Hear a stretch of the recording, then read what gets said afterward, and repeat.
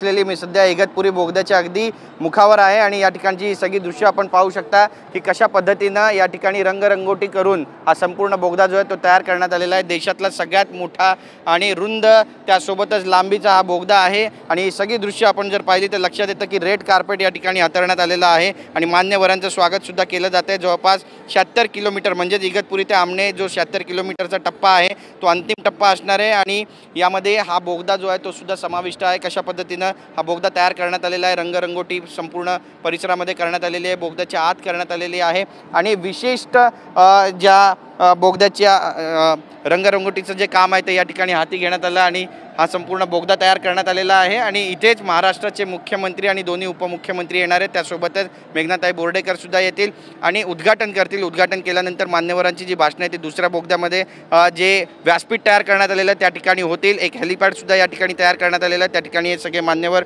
उतरणार आहेत। बोगद्याबाबत जर बोलायचं झालं तर एकूण रुंदी 17.61 मीटर आहे आणि उंची 9.12 मीटर आहे आणि देशातील पहिल्यांदाच अद्ययावत अशा वायुविजन प्रणालीचा वापर या ठिकाणी करण्यात आलेला आहे। मोठा हा बोगदा आहे, एकत्रित लांबी 11 किलोमीटरची आहे आणि इगतपुरीपासून 8 किलोमीटरची आहे, त्यामुळे याची उत्कंठा आता शिगेला पोहोचलेली आहे। 12 वाजता लोकार्पण होणार आहे, सर्वसामान्यांसाठी हा बोगदा खुला होणार आहे। आपण पाहतोय बघा रिबिन्स या ठिकाणी बांधण्यात आलेले आहेत आणि रिबिन्स कापून या बोगद्याचं जे लोकार्पण आहे ते महाराष्ट्राचे मुख्यमंत्री देवेंद्र फडणवीस आणि उपमुख्यमंत्री एकनाथ शिंदे तसेच अजित पवारांकडून होईल।